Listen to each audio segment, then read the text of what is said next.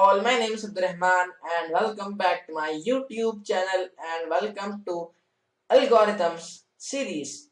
In this series guys, we are going to learn a lot about algorithms and data structures. First of all guys, in this series I will be talking about algorithms, and later on in this series, only in the future videos of this series, I will try to talk about the data structures and algorithms. So, in this series, we are going to learn a lot about algorithms, like how they work, why they are used, types of algorithms, and each type, like how each type of algorithm is going to work, why they are used, and all of the stuff. So, this is an just introduction video for the algorithms playlist, algorithm series. So, in this video, I am just going to talk about what are algorithms, types of algorithms, the characteristics should an algorithm should have, and what is an algorithm, all of the stuff I'm going to talk about in this video. So let's go ahead and get started. So in this video guys, first of all, I'm not going to type any code, or I'm not going to explain this with the code, but in the later I will try to implement these things with the code. So I'm just going to explain this on the whiteboard.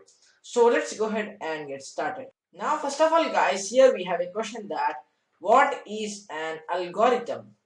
An algorithm is a step-by-step procedure for solving a problem or achieving a specific goal or solving a specific task or doing a specific task, whatever it is. So it's a step-by-step procedure. So it's not like a thing like it's a subject or it's a language. Like it's English, it's not a math or not like that. It's a process, right? And it's a set of instructions or rules that are followed in a specific order accomplish a task or solve a problem. Algorithms can be expressed in any language, like in our natural language like English, or any language that we speak, or it's also expressed in the programming languages like Java, C++, Python, and all of those stuff. So in these things, algorithms can be used in any language, or like our natural language or programming language. They are used in many fields such as mathematics, computer science, and artificial intelligence. So as I said, your algorithm is not a subject. No, it's like not like a English or anything like language. Okay, so it's a step-by-step procedure. So if I'm going to give an example for that.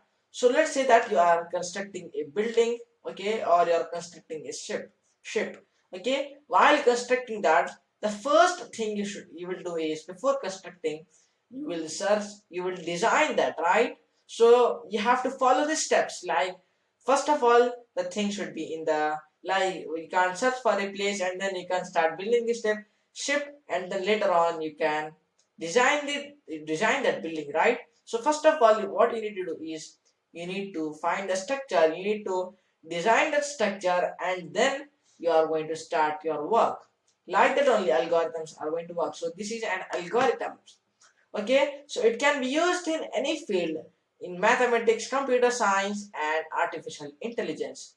Now you may be thinking that why it's used in mathematics, how it's used. The question comes here, right? So let's say that we have a problem which says that 1 plus 2 into 5.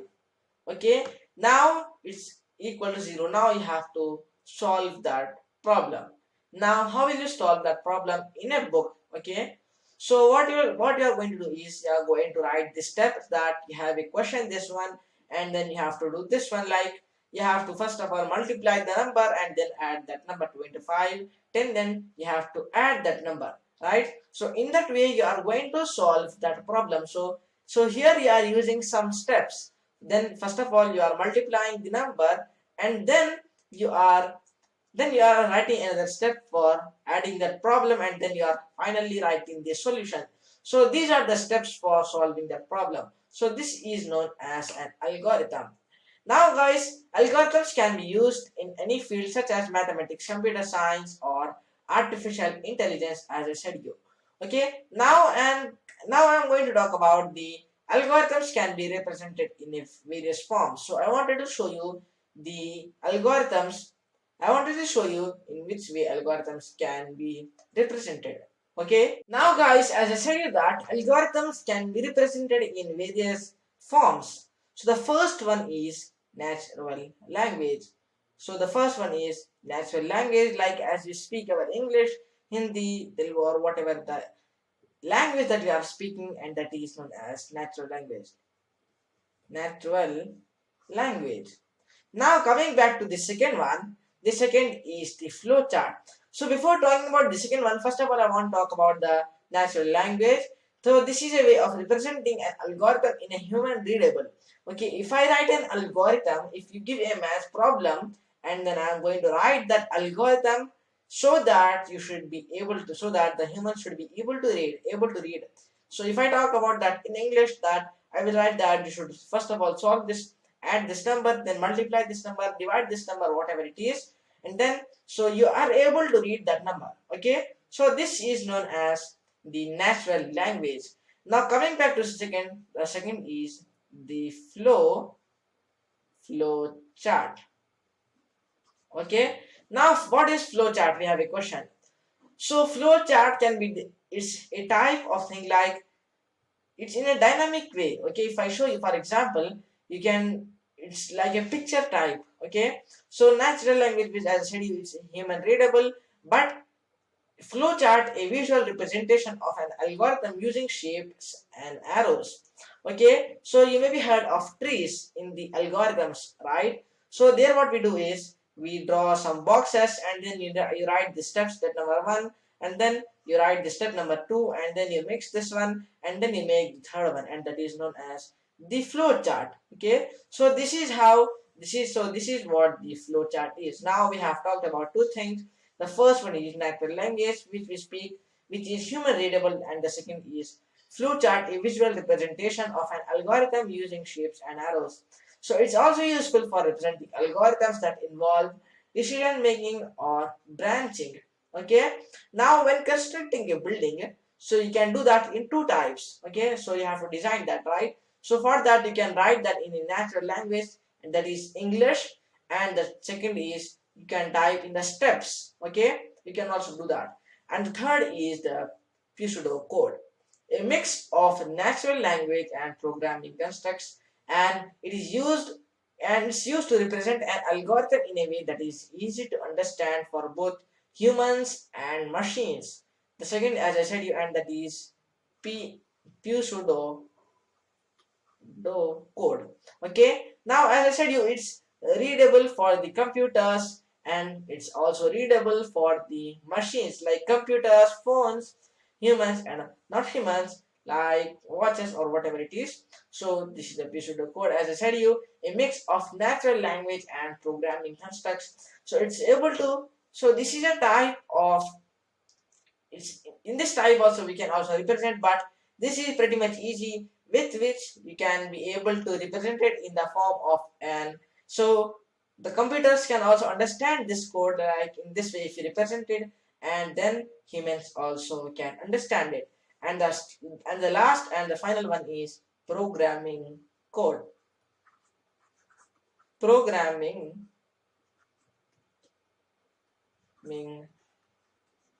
code. Okay, so we know what is programming code. So the actual implementation of an algorithm in a programming language. So now we have to implement that algorithm, right?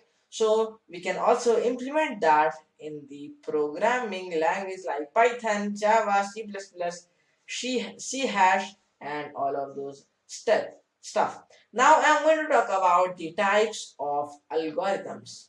Now guys, there are many types of algorithms like search algorithms, sorting algorithms, graph algorithms, dynamic programming algorithms. So these are just some examples of algorithms.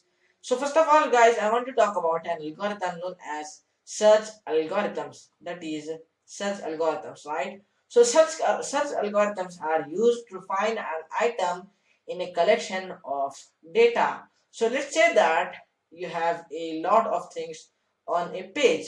Okay, so on a Chrome page. Okay, so you have written all of the blog posts, around thousand, more than 1,000 lines of code. Okay, now let's say that you want to find something from that, okay, from that place, right, from that blog post, right? Now what you do is you press Ctrl F on the keyboard, and then you search for that particular word, right?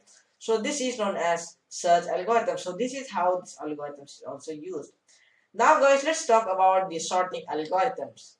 So sorting algorithms are used to arrange a collection of data in a specific order. The third one is graph algorithms. So with the name only, you will be understanding this one, but still I'm going to say that. So graph algorithms are used to solve the problems related to the graph theory. Okay, now I am going to talk about the fourth one, and that is recursive algorithms. So it's recursive algorithms are used to regression to solve a problem. And the final one is, so there are many types as I said you, but I am just going to talk about 4 or 5. So the last one is dynamic programming algorithms. So dynamic programming algorithms are used to solve problems by breaking them down into smaller subproblems and remembering the solutions to these subproblems to avoid the redundant work. Now guys, I'm going to talk about some of the characteristics of algorithms. So we have just talked about the how can be represented, and we also talked about the types. Now I wanted to talk about the characteristics of algorithm. So there are some characteristics that an algorithm should have. The first one is an ambiguous. The instructions should be clear and unambiguous, leaving no room for the interpretation.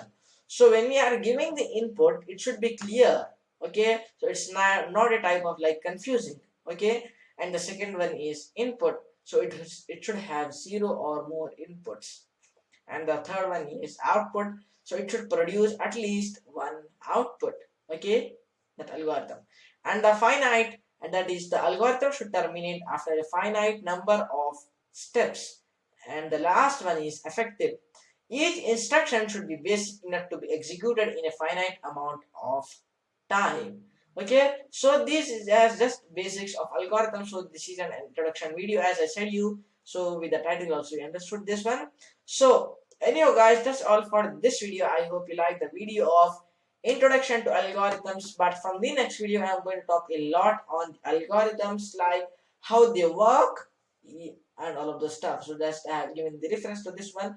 So thank you for watching this video. I hope you liked this video, enjoyed watching this video, and don't forget to like, share and subscribe, and I will see you in another video. Thanks for watching. Thank you. Bye bye.